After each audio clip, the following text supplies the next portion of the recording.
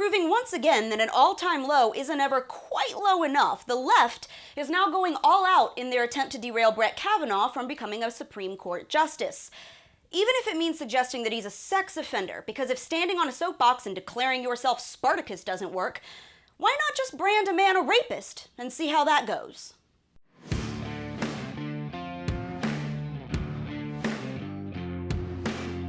Hey guys, welcome back to Reality Check on MRC-TV. I'm Brittany Hughes. After days of confirmation hearings and liberal stonewalling, Senate Democrats have taken to peddling the vaguest of non-allegations against SCOTUS nominee Brett Kavanaugh in a last-minute Hail Mary attempt at derailing his almost inevitable confirmation to the Supreme Court. Here's how it went down. Senator Dianne Feinstein has claimed that she has a document concerning Kavanaugh that could be damaging. But she's refused to share the document. Instead, she described it in the vaguest manner possible and said that she had turned it over to federal investigative authorities.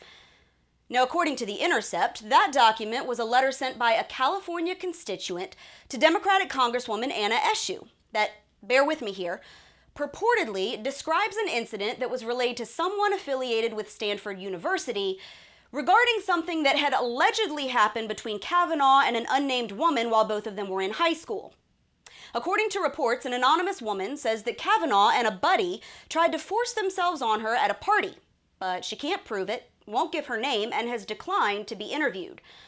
So basically, here's what they've got. Someone, and we're not allowed to know who, sent a letter to a congresswoman and we're not allowed to know what it said.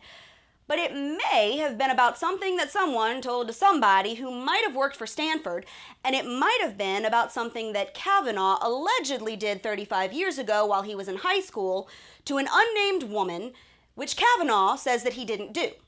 Have I got that right? Is that the big bombshell that we're all supposed to be freaking out over here?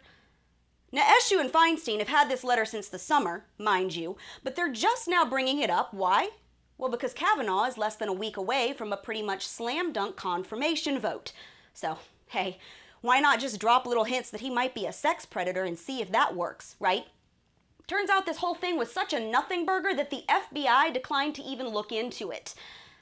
Because it's nothing more than an attempt at character assassination, and it's a new low one at that. And make no mistake, they know exactly what they did.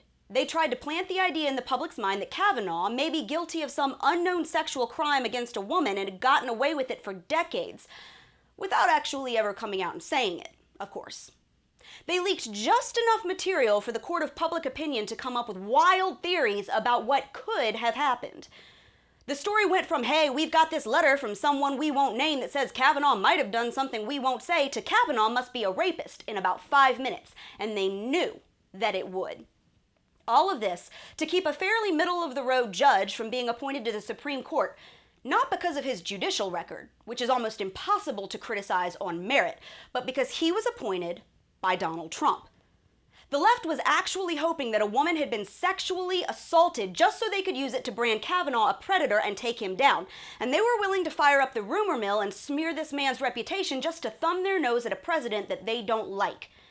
This is a guy with a wife and 2 young daughters, and they are willing to openly insinuate that he may have abused a woman somehow with no proof and regardless of whether it's actually true, just because they don't like the guy who nominated him. But then again, this is the same side that accused Nikki Haley of sleeping with the president to get her job and used Obama-era photos to accuse Trump of locking kids in cages. So, hey, what did you expect? Standards? And that's your Reality Check, America. Make sure that you subscribe to our YouTube page, like us on Facebook and Twitter, and stay sane out there.